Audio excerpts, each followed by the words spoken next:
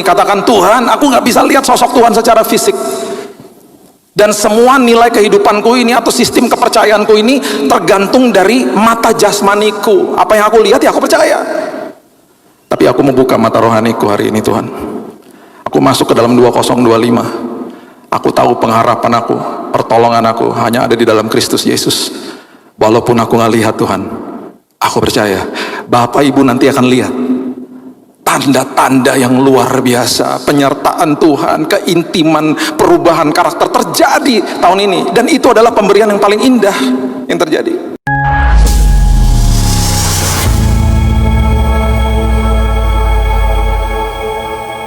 Shalom.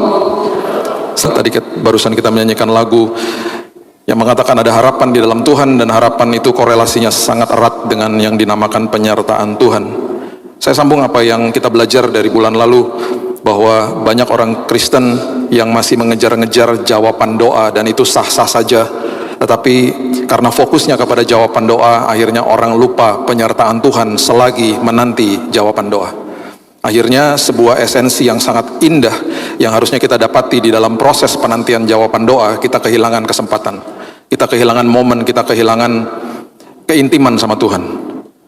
Karena Tuhan kalau mau kasih jawaban doa tinggal balikin tangan. Bahkan jawaban doa sudah disiapkan sama Dia.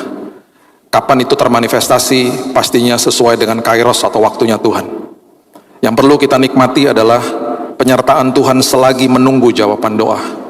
Disitulah terjadi keintiman, disitu terjadi sebuah karakter yang diuji, disitu terjadi sebuah karakter yang akhirnya menjadi tahan uji.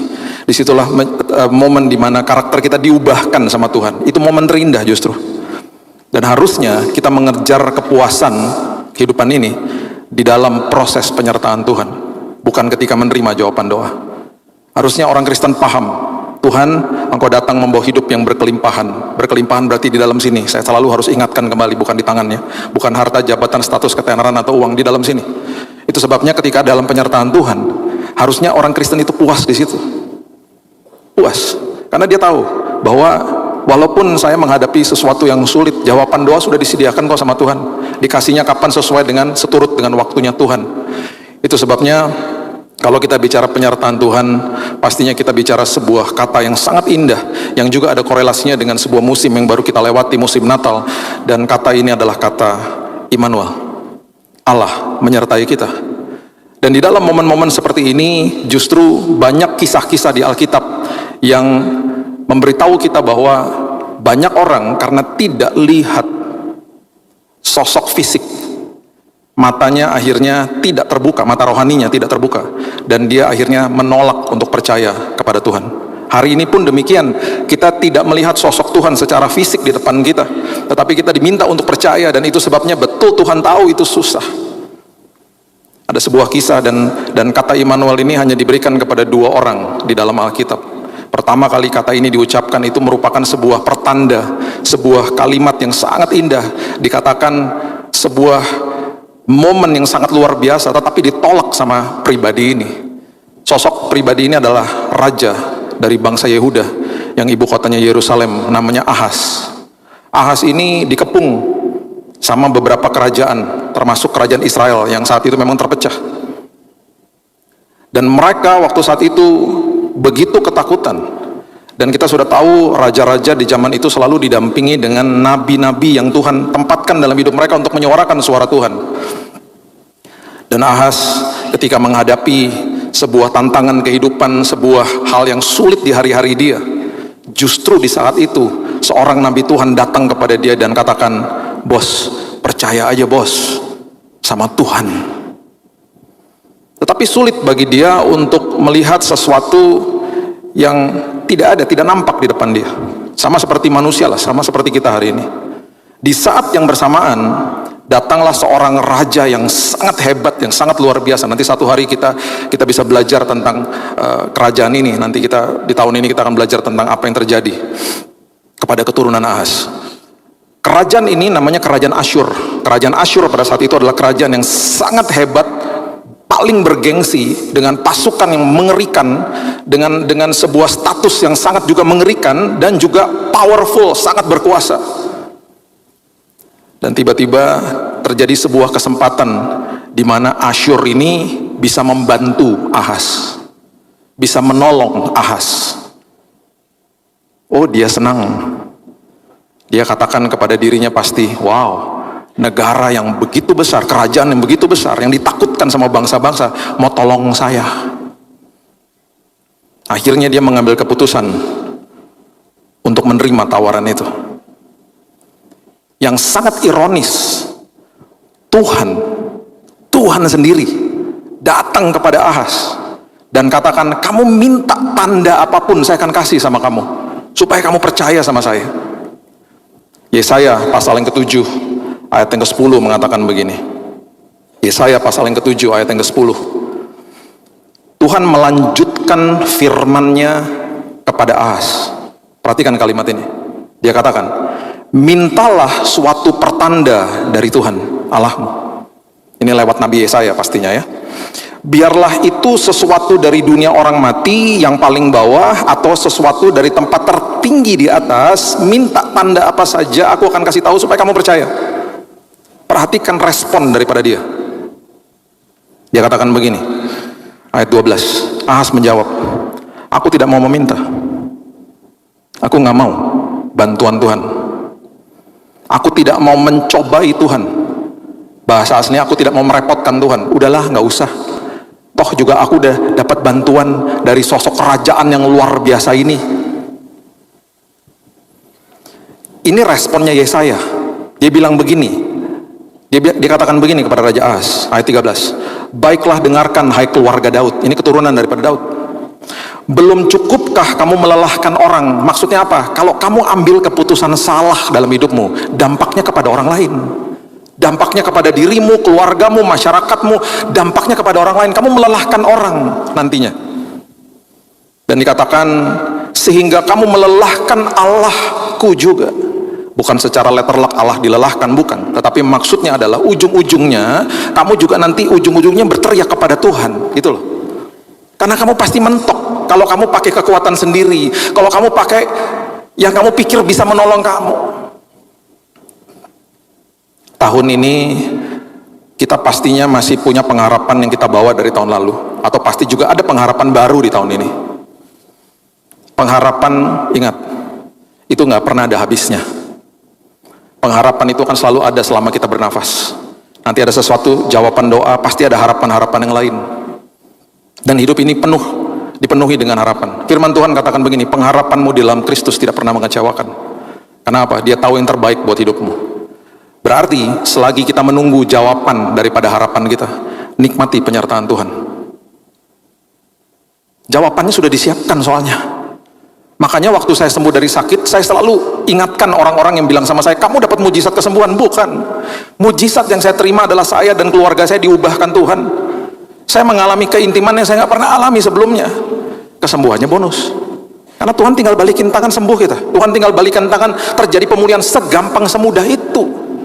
Tetapi respon kita selama penyertaan Tuhan itu yang menjadi luar biasa. Ingat, respon adalah reaksi yang sudah dipikirkan. Respon adalah reaksi yang sudah direnungkan. Nikmati penyertaan Tuhan. Nikmati Allah Immanuel. Walaupun kita nggak bisa lihat sosok Dia, karena pengharapan di dalam Dia tidak pernah mengecewakan. Ingat, di dalam penyertaan Tuhan hal besar terjadi. Ingat, di dalam Allah Immanuel proses itu, hal-hal yang sangat indah itu terjadi di situ. Dan akhirnya dikatakan di ayat 14, Tuhan walaupun ditolak untuk memberikan pertanda, Tuhan tetap kasih tandanya loh. Bayangin coba. Dia sendiri datang, dia bilang, minta apa aja, tanda apa aja deh, biar kamu percaya. Ditolak toh. Tuhan tetap datang bilang ini, ya udah, I'll give it anyway. Saya tetap akan kasih. Dan kalimat ini adalah kalimat yang sangat indah, yang sangat luar biasa. Dan ini suatu nubuatan, suatu kalimat yang terjadi 700 tahun lagi setelah ini sebenarnya. Tetapi ini sebuah kalimat yang luar biasa. Kata Immanuel pertama kali diberikan kepada Raja Ahaz. Ayat 14 mengatakan, sebab itu Tuhan sendirilah yang akan memberikan kepadamu suatu pertanda. Tuhan sendiri yang akan memberikan pertanda itu. Walaupun kamu nggak mau, walaupun kamu tolak. Sesungguhnya seorang perempuan muda mengandung dan akan melahirkan seorang anak laki-laki, dan ia akan menamakan dia Immanuel. Tuhan yang siap menolong Anda adalah Tuhan yang 700 tahun lagi akan menjelma jadi manusia, firman jadi manusia. Dia akan berkuasa mengalahkan dosa, menebus dosa umat manusia, memberikan keselamatan yang luar biasa. Tuhan yang itu, Tuhan yang sama itu siap menolong Anda. Dan bahkan kalau kita baca kisah di Yesaya pasal yang ke-7, Tuhan sendiri sudah katakan musuh-musuhmu beberapa puluh tahun lagi udah nggak ada. Jelas, detail dikasih tahu, beberapa tahun lagi mereka nggak ada, lenyap mereka. 2 Raja-Raja 16 ayat yang ke-7. Yang terjadi adalah ketika Asyur diperbolehkan masuk ke dalam kehidupan Ahaz, semua nggak ada yang gratis. Kerajaan Yehuda dijajah secara upeti, dan dia pasti ketakutan. Kalau kamu nggak kasih, saya serang justru kerajaan kamu. 2 Raja-Raja 16 ayat 7, Ahaz menyuruh utusan-utusan kepada Tiglat-Pileser Raja Asyur, kepada mengatakan, aku ini hambamu dan anakmu, majulah dan selamatkanlah aku dari tangan Raja Aram dan dari tangan Raja Israel yang telah bangkit menyerang aku, tolong aku. Ahaz mengambil perak dan emas yang terdapat dalam rumah Tuhan, dalam perbendaharaan istana raja, dan mengirimnya kepada Raja Asyur sebagai persembahan. Perkakas bait Allah diambil sama dia, bait Allahnya ditutup sama dia. Itu yang dilakukan sama Ahaz. Bapak Ibu tahu, anak daripada Ahaz adalah Hizkia. Hizkia dikepung sama 185.000 tentara Asyur. Karena Asyur nggak mau cuma sekedar itu aja. Setelah itu keturunannya, mereka mau ambil teritorinya. 185.000 berkemah di luar Yerusalem, mau take over. Itu keturunannya. Nanti kita belajar tentang itu. Puji Tuhan, Tuhan sudah membuat perjanjian kudus sama Daud, ditumpas 185.000. Tapi itu akibat-akibatnya. Itu sebabnya Yesaya katakan, kalau kamu menggunakan kekuatan kamu sendiri, kamu repotin orang nanti. Kamu merepotkan dirimu sendiri. Kalau kamu ambil keputusan seperti itu.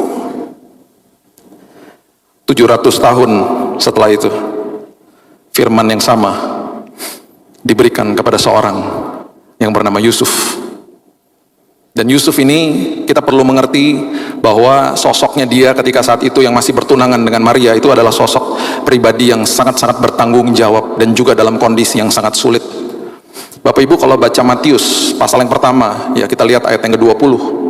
Itu kejadian itu setelah kejadian malaikat Tuhan menampakkan diri kepada Maria. Malaikat menampakkan diri kepada Maria, fisik, masuk ke dalam rumah. Malaikat hadir di mimpi Yusuf. Lebih susah sebenarnya. Maria ketika dihampiri sama malaikat Tuhan masih diberikan waktu lagi.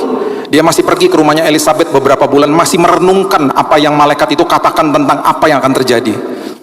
Dia mengandung dari Roh Kudus, sebuah prinsip yang aneh dan sangat-sangat beresiko bagi mereka saat itu. Kalau kita pelajari tentang pernikahan Yahudi pada saat itu, pertunangan terjadi dan pernikahan terjadi di sinagog. Dan selama biasanya 1 tahun setelah pertunangan baru terjadi pernikahan. Biasanya anak 12 tahun itu sudah dijodohkan sama orang tuanya pada saat itu. Orang tuanya yang pilih, biasanya begitu. Jadi ada kemungkinan Maria ini usianya sangat muda. Tetapi waktu malaikat datang, dia masih ada waktu untuk merenungkan apa yang malaikat katakan. Yusuf tidak. Yusuf dihampiri di mimpinya. Dan dikatakan begini di ayat yang ke-20 Matius pasal yang pertama. Tetapi ketika ia mempertimbangkan maksud itu, malaikat Tuhan nampak kepadanya dalam mimpi dan berkata, Yusuf anak Daud, janganlah engkau takut mengambil Maria sebagai istrimu, sebab anak yang ada di dalam kandungannya adalah dari Roh Kudus. Bapak Ibu, kalau terjadi kehamilan pada saat itu di masa pertunangan, untung ada penjajahan Romawi yang meredam hukuman Taurat pada saat itu. Bisa dirajam wanitanya sama batu. Dan prianya itu punya hak. Kalau dia katakan itu bukan punya dia anaknya, punya hak untuk menceraikan. Punya hak, dan dia akan dibenarkan. Sekarang kalau saya tanya, kita punya teman, mereka udah tunangan, tiba-tiba kita lihat tunangannya perutnya udah mulai besar. Kita ngomong sama teman kita, itu hamil tunangan kamu. Terus teman kita ngomong gini, iya tapi bukan dari aku loh, dari Roh Kudus. Kita ngomong apa? Antara dua, toh kamu gila atau kamu bohong. Udah sesederhana itu. Dari Roh Kudus. Itu dilema yang dihadapi nama Yusuf, berhadapan dengan peraturan-peraturan yang cukup sakral pada saat itu. Dan dikatakan di ayat yang ke-21, ia akan melahirkan anak laki-laki, dan engkau akan menamakan dia Yesus, karena dialah yang akan menyelamatkan umatnya dari dosa mereka. Hal itu terjadi supaya genaplah yang difirmankan Tuhan oleh Nabi. Nabi siapa? Nabi Yesaya. 700 tahun yang diberikan kepada Ahaz dan ditolak sama Ahaz.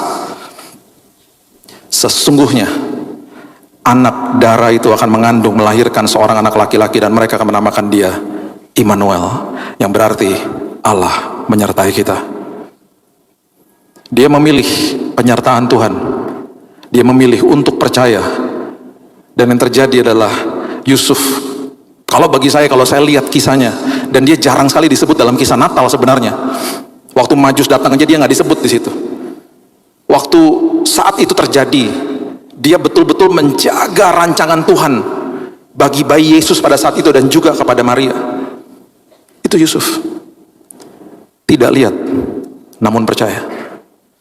Jadi level yang paling bawah, nggak lihat, nggak percaya. Normal bagi manusia sih sebenarnya ya, nggak lihat, nggak percaya. Siapa? Ahaz. Level di atasnya, udah lihat, masih nggak mau percaya. Siapa? Petugas kuburnya Yesus. Dikasih tahu kepada mahkamah agama. Mereka katakan, hei, kamu nggak boleh ngomong gitu ya, pokoknya sebarkan hoax bahwa tubuhnya dicuri sama murid-muridnya. Udah lihat, nggak percaya. Level di atasnya, udah lihat dan akhirnya percaya. Siapa? Thomas. Coba baca sama-sama saya. Yohanes pasal yang ke-20, ayatnya yang ke-27 mengatakan begini.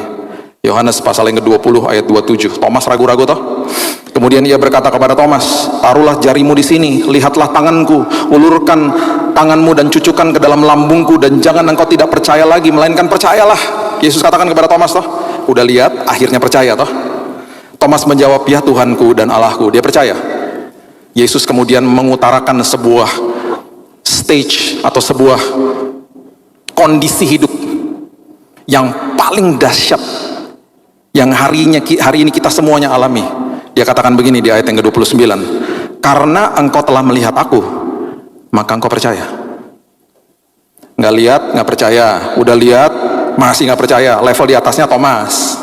Udah lihat, baru percaya. Nih, karena engkau telah melihat aku, engkau percaya. Normal lah. Yesus tutup dengan ini, dan ini buat kita semuanya. Berbahagialah mereka, diberkatilah kita semuanya. Itu makarios artinya. Diberkatilah kita yang tidak melihat namun percaya. Itu kita semuanya. Jadi hari ini masuk ke dalam tahun yang baru ini, katakan, Tuhan, aku nggak bisa lihat sosok Tuhan secara fisik, dan semua nilai kehidupanku ini atau sistem kepercayaanku ini tergantung dari mata jasmaniku. Apa yang aku lihat ya aku percaya. Tapi aku membuka mata rohaniku hari ini, Tuhan. Aku masuk ke dalam 2025. Aku tahu pengharapan aku, pertolongan aku hanya ada di dalam Kristus Yesus. Walaupun aku nggak lihat, Tuhan, aku percaya Bapak Ibu nanti akan lihat tanda-tanda yang luar biasa, penyertaan Tuhan, keintiman, perubahan karakter terjadi tahun ini. Dan itu adalah pemberian yang paling indah yang terjadi. Kalau kita telusuri Alkitab itu terlalu indah ya, sangat-sangat indah. Kata pengharapan pertama kali itu didokumentasikan di Alkitab. Itu adalah kata tikvah, Hebrew word, Ibrani. Dan kata itu diberikan kepada sosok pribadi namanya Rahab, seorang prostitusi dari Yeriko. Yeriko ini temboknya tebal, sampai-sampai bisa punya apartemen di dalam tembok itu. Rumahnya Rahab di situ. Bahkan temboknya Yerusalem saking tebalnya bisa balapan kuda di atas. Dan kita sudah tahu di kitab Yosua ada pengintai yang dikirim masuk ke dalam kota itu, dan dua pengintai ini akhirnya diumpetin sama Rahab. Dan perhatikan Yosua pasal yang kedua, ayatnya yang ke-18 mengatakan begini, waktu mereka dikasih tahu bahwa mereka harus kabur dari situ, kata pengharapan muncul dalam ayat ini. Yosua 2 ayat 18 mengatakan, sesungguhnya apabila kami memasuki negeri ini, haruslah tali dari benang kermisi kau ikatkan pada jendela tempat engkau menurunkan kami, dan ayahmu serta ibumu, saudara-saudaramu serta seluruh kaum keluargamu kau kumpulkan di rumahmu. Dan kalau kita baca seterusnya, mereka membuat perjanjian, nanti ketika bangsa Israel menyerang dan menduduki kota Yeriko, kami akan luputkan keluargamu. Kata tali di situ pertama kali Alkitab mengeluarkan kata tali dengan arti tikvah, dan artinya adalah pengharapan, hope. Dan uniknya itu diberikan kepada orang dalam kisah seseorang yang merupakan orang yang sangat berdosa. Dan dia akhirnya mendapatkan kesempatan untuk ada di dalam silsilah Yesus yang ditulis sama Matius. Jadi bisa bayangkan, kasih karunia Tuhan pun cukup bagi kita hari ini. Jangan pernah merasa tertuduh, dihakimi sama iblis di dalam pikiran kita. Udahlah, kamu itu orang berdosa, kamu nggak akan ada pengharapan dalam hidupmu. Itu hanya khusus buat orang-orang Kristen-Kristen yang kudus-kudus saja. Enggak, kita nggak ada yang kudus di tempat ini. Kita dikuduskan sama Yesus. Kita nggak ada yang sempurna, kita disempurnakan sama Dia. Bayangkan dulu di perjanjian lama, manusia kalau menghampiri hadirat Tuhan bisa dilumatkan sama kekudusan Tuhan sehingga manusia bisa mati. Bukan berarti Tuhan bunuh manusia, bukan. Ketidakkudusan manusia menghampiri kekudusan Tuhan melumat manusia. Makanya Tuhan katakan kepada Musa, jangan dekat-dekat, ini tanah kudus. This is a holy ground. Tapi sebaliknya di perjanjian baru, Marta, Marta, kenapa kau menyibukkan diri? Dengan kata lain, Marta, Marta, dekatlah kepada aku. Hari ini ada Roh Kudus di dalam kita. Kalau kita nggak mati, kita manunggal dengan Tuhan. Karena apa? Karyanya sudah diselesaikan di kayu salib. Kita punya mediator agung yang luar biasa, dan tiap hari hidup kita dikuduskan sama Dia. Tiap hari kita ini nggak sempurna, disempurnakan sama Dia. Itu Tuhan. Pengharapan ada di dalamnya. Dan masuk ke dalam tahun ini, satu lagi kata Immanuel yang sangat-sangat dekat di hati saya, itu adalah yayasan yang didirikan sama keluarga saya di tahun 67. Dan ini cikal bakalnya luar biasa. Kalau kita lihat, waktu Thomas ini ragu-ragu, ya. Dan kemudian Thomas ini dia menginjil. Kuburnya hari ini masih ada di sebuah kota namanya Milapore. Milapore itu adalah kota yang ada di India, yaitu kota Chennai, atau dulu disebut Madras. Thomas ini menginjil sampai ke India. Dan dari kota itu, Tuhan mengirim 2 orang ke Indonesia di tahun-tahun mungkin 1920 atau 30. Dan kedua orang ini adalah opa oma saya. Saya bersuka cita hari ini saya punya 5 sepupu saya hadir di sini dari Jakarta, dan mereka menjadi saksi hidup. Ada om saya dari Batu Malang juga yang hadir di sini. Opa oma saya, mereka datang ke Indonesia sudah sebagai orang Kristen. Mereka mendirikan gereja GPD Elohim di Batu Malang, yang sampai hari ini masih digembalakan oleh tante saya dan anaknya, ya. Dan di situ ada prasasti di depannya ditulis pelayanan mereka mulai dari tahun 1939. Ada tulisannya di situ. Dan sebelum mereka meninggal, mereka katakan kepada 8 orang anaknya, ya, dari 8 ini tinggal 2 yang masih ada, namanya sudah dipanggil pulang Tuhan, termasuk ibu saya dan juga tante saya yang tinggal di Batu Malang. By the way, doakan dia karena dia kemarin sakit, dia sedang dirawat di Surabaya, tapi kondisi sudah membaik, ya. Umurnya mereka dua-duanya sudah 80-an. Dan 7 dari kakak beradik ini pindah ke Jakarta ketika mereka menjadi anak yatim. Yang 1 tinggal di Batu Malang mengembalakan gereja yang didirikan opa oma saya. Dan mereka pindah ke Jakarta. Dan Tuhan mulai bukakan jalan satu persatu. Karena apa? Sebelum opa oma saya meninggal, mereka katakan begini kepada anak-anaknya, sebarkan Injil ke Indonesia. Dan mereka pakai kata yang sangat-sangat detail, lewat literatur. Dan itu visi dipegang sama keluarga kami. Dan di tahun 67 mereka dirikan Yayasan Immanuel yang ada toko bukunya, penerbitannya, dan mereka bantu hamba-hamba Tuhan di daerah. Saya nggak pernah lupa kisah ini. Ketika om saya, jadi dari 8 bersaudara ini ada 1 pria, om saya ini, dia dapat kesempatan untuk membuka sebuah usaha kopi di tahun-tahun itu, sehingga usaha itu bisa membiayai yayasan. Saya nggak pernah lupa, satu hari dia cerita sama saya, kamu tahu nggak, waktu kami dalam kondisi sulit untuk menjalankan yayasan itu, untuk mencetak buku-buku, saya diberkati Tuhan lewat usaha kopi. Waktu itu papa saya juga bergabung di situ. Dan dia katakan begini, di tahun 71 Starbucks baru pertama kali buka di kota Seattle, baru 1 gerai. Tokonya masih ada Bapak Ibu, kalau ke sana itu masih ada, bisa dijadikan, itu udah tourist destination lah ya. Itu logonya masih pakai logo yang zaman itu masih coklat dan lain sebagainya. Dan waktu tahun 71 nggak ada handphone, nggak ada fax, nggak ada email, nggak ada HP. Mereka mulai berinteraksi lewat telex. Yang ngangguk-ngangguk nih seumuran sama saya, yang bingung ya nanti di Google aja telex itu apa. Dan mereka mendapatkan kabar bahwa gerai ini butuh sampel kopi dari Indonesia. Dan waktu itu saya nggak pernah lupa dia katakan kami kirim sampel kopi Sumatera ke mereka. Makanya sampai hari ini di semua gerai Starbucks ada 250 gram beans kopi Sumatera. Waktu mereka kirim, mereka dapat deal itu. Dan ketika mereka dibukakan kesempatan itu, Tuhan pertemukan mereka dengan orang yang tepat dan kesempatan yang tepat. Pada saat itu, saya nggak pernah lupa, bangun pagi di rumah saya tanya sama mama saya, itu ada truk besar banget di depan rumah. Mama saya bilang begini, itu lagi angkut buku sama traktat, mau dikirim ke daerah-daerah. Tuhan menyiapkan orang yang tepat, Tuhan menyiapkan kesempatan yang tepat bagi kita semuanya yang berjalan di dalam pengharapan Dia. Itu sebabnya, apapun yang terjadi di dalam tahun ini, Tuhan sudah menyiapkan yang terindah bagi kita. Dan saya nggak pernah lupa, yayasan itu diberikan nama Immanuel. Allah menyertai kita. Dan saya nggak pernah lupa kisah-kisah indah dari mereka. Dan mereka katakan, Tuhan menyertai kita. Mereka hidup dari keluarga yang sangat miskin. Mereka disertai Tuhan, one step at a time. Dan itu sebabnya hari ini nikmati penyertaan Tuhan. Bilang, Tuhan, aku mau puas di sini. Aku tahu jawaban doa sudah disiapkan. Aku mau hidupku dipuaskan di sini.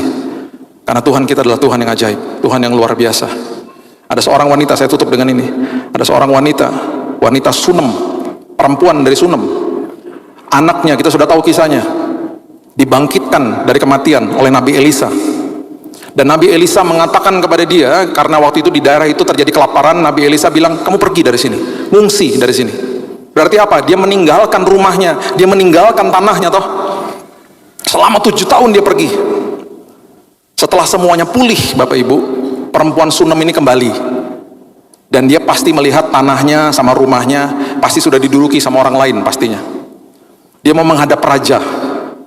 Waktu dia mau menghadap raja, dia mau minta kembali tanahnya, pastinya kan? Dia menghadap raja untuk minta pertolongan. Kok bisa?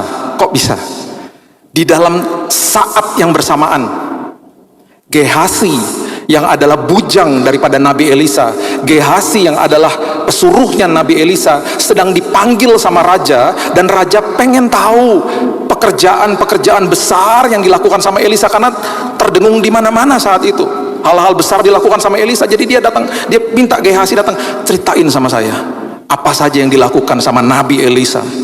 Di saat yang bersamaan, si bujang ini lagi berkisah, mengatakan apa-apa yang diperbuat sama majikannya Elisa.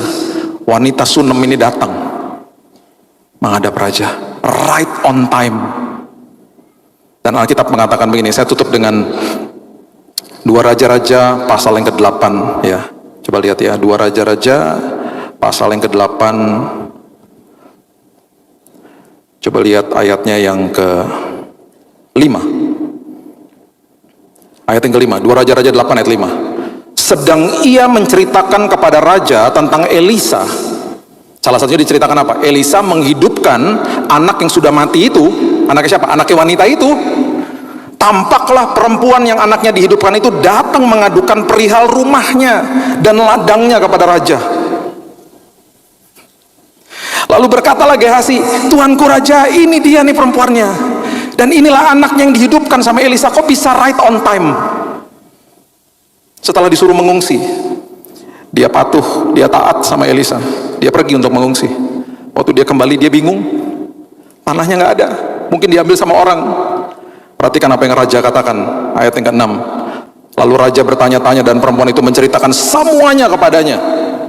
Kemudian raja menugaskan seorang pegawai istana menyertai perempuan itu dengan pesan, pulangkanlah segala miliknya dan segala hasil ladang itu sejak ia meninggalkan negeri ini sampai sekarang. Bukan sekedar propertinya dikasih, hasil ladangnya yang mungkin sudah diambil sama orang, kembalikan kepada dia.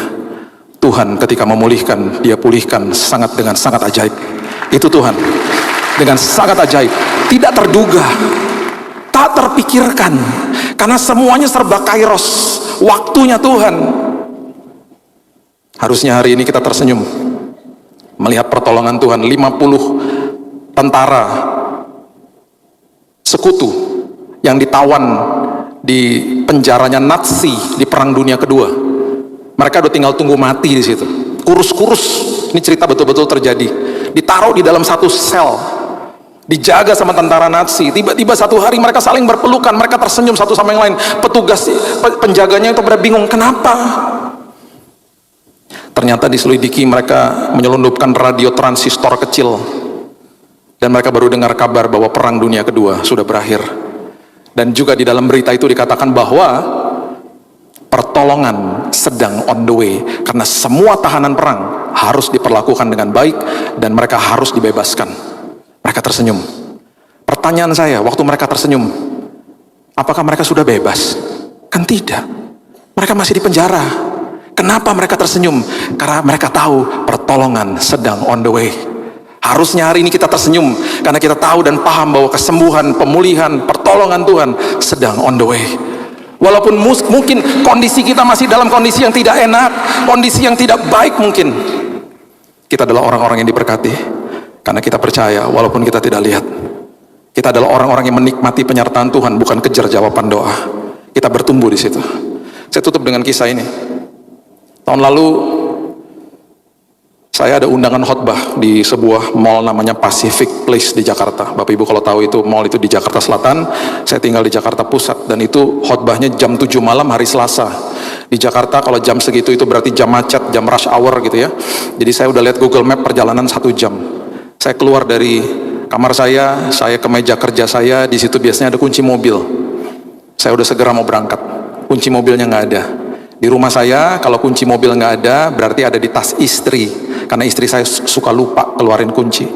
Masalahnya tas istri nggak ada karena istrinya nggak ada, istrinya lagi pergi. Saya panik, aduh kebawa nih pasti sama dia. Saya telepon, sayang kamu di mana? Aku lagi meeting, tunggu dulu, cek dulu ada nggak kunci mobil di dalam tas kamu. Terjadilah mengheningkan cipta. Tiba-tiba ada suara begini, Tuhan Yesus. Kalau dia bilang Tuhan Yesus itu berarti kunci ada dalam tasnya. Terus dia bilang begini, udah tenang, aku kirim pakai Gojek. Gak bisa lah, nunggu 15-20 menit telat saya. Akhirnya saya buka aplikasi Gokar. Masalahnya Gokar jam 6 sore di daerah rumah saya lama, karena rush hour. Bisa tunggu 10-15 menit dan saya nggak punya waktu untuk itu, pasti telat. Saya udah mikir kalau sampai Gokarnya lama, saya akan cancel, saya akan ganti motor aja. Saya pencet mobil, Gokar, tiba-tiba Tintin di depan rumah. Loh, cepat sekali udah nyampe, seolah-olah sepertinya dia nunggu depan rumah. Wah, puji Tuhan. Saya bergegas masuk ke mobilnya. Waktu saya duduk di mobilnya, supirnya ngeliatin saya. Karena saya nggak pakai nama Billy Lantang, tapi dia mulai. Tiba-tiba dia tanya, ini Pak Billy ya? Iya. Terus dia nangis. Puji Tuhan Pak, saya baru nonton khotbah Bapak nih Pak. Pas saya dikasih lihat, saya lihat mimbarnya Betani di sini. Itu khotbah di Betani. Saya baru dikasih lihat Pak, dikasih tunjuk sama keluarga saya Pak. Pak, saya lagi dalam masalah Pak. Saya butuh konseling Pak. Kok luar biasa Pak, Tuhan kirim Bapak ke mobil saya. Saya butuh konseling Pak. Terus saya bilang gini sama dia, Mas jalan Mas jalan. Nanti telat saya jalan-jalan Mas. Tapi selama perjalanan boleh konseling? Boleh Mas, boleh. Selama perjalanan dia nangis. Kadang-kadang saya juga takut juga karena dia sambil nangis sambil lihat ke belakang. Saya Mas lihat depan, Mas lihat depan. Sampai di Pacific Place itu jam 7 kurang 5, masih ada waktu toh. Saya bilang gini, Mas ke basement aja, kita doa sebentar di situ. Kalau kita doa di lobi diusir satpam nanti. Kita doa sebentar di bawah. Setelah doa, saya dipuaskan, dia juga dipuaskan. Kita peluk-pelukan. Saya nggak kepikiran hari itu bangun mau melukin supir Gokar saya. Terus kemudian saya tanya gini sama dia, Mas, kok bisa sih tadi? Saya baru pencet aplikasi, Mas udah datang Mas. Emang Mas di depan situ dari tadi? Loh Pak, saya itu baru dropin ibu-ibu di sebelah rumah Bapak. Loh, sebelah rumah saya itu rumah mama saya. Ibu yang tua atau yang muda? Yang muda. Kalau yang muda itu berarti istri adik saya. Iya Pak, dia baru keluar, tiba-tiba bunyi ting, sebelah rumah. Kok bisa pas ya Pak? Saya juga bilang, saya juga gitu Mas. Saya tadi mau naik mobil saya, kuncinya dibawa sama istri saya. Saya pencet, bisa tiba-tiba ada. Dia bilang, wah Tuhan pertemukan kita ya Pak, luar biasa Pak. Betul Mas. Saya masuk, Tuhan juga tegur saya. Kalau ada pintu tertutup, ada hal-hal yang gak enak, aku selalu mempertemukan kamu dengan orang yang tepat. Karena mungkin aja ada bahaya di balik itu. Aku sudah mempersiapkan kesempatan yang tepat. Karena penyertaanku tidak pernah gagal atas hidupmu. Istri saya feel guilty. Dia bilang gini, udah nanti kalau habis kamu khotbah aku jemput katanya. Dia jemput saya. Perjalanan pulang saya cerita tentang kisah ini. Dia bilang gini sama saya, makanya Kalau kunci ada di dalam tas saya, ngucap syukur aja, Tuhan punya maksud, katanya gitu. Tinggal gitu juga kali. Apapun yang terjadi di tahun ini, mungkin ada pintu tertutup, mungkin ada penundaan. Ingat, waktunya Tuhan selalu indah. Penyertaan Tuhan gak pernah gagal atas hidup kita. Nikmati Allah Immanuel. Nikmati penyertaan Tuhan. Karena itu momen yang paling indah yang kita akan lewati di tahun ini. Allah Immanuel beserta dengan kita. Berikan tepuk tangan kita untuk Tuhan kita. Haleluya. Bapak yang baik, terima kasih Tuhan buat tahun yang baru, buat kesempatan yang baru, dan kami bisa menikmati penyertaan Tuhan di tahun ini. Kami belajar Tuhan, di dalam proses penyertaan itu justru kami dipuaskan. Kami tahu bahwa Tuhan sudah siapkan yang terbaik, bahkan jawaban doa yang paling baik buat kami. Itu sebabnya di dalam penantian itu Tuhan, ajari kami supaya kami percaya walaupun kami tidak lihat. Karena kami adalah orang-orang yang sangat diberkati, orang-orang yang sangat berbahagia ketika kami tahu dan sadar bahwa Allah Immanuel itu sangat-sangat berarti bagi kami. Perubahan karakter terjadi, karakter yang tahan uji terjadi, dan kami percaya di dalam saat-saat itu kami justru menikmati damai sukacita Tuhan yang sangat-sangat indah. Karya-Mu ajaib ya Tuhan. Kami serahkan sepanjang tahun ini dalam tangan Tuhan, dan kami percaya ujungnya pasti aman dan nyaman karena kami berjalan bersama Raja atas segala raja. Hanya di dalam nama Tuhan Yesus kami sudah berdoa dan mengucap syukur. Kita sama-sama katakan amin. God bless you.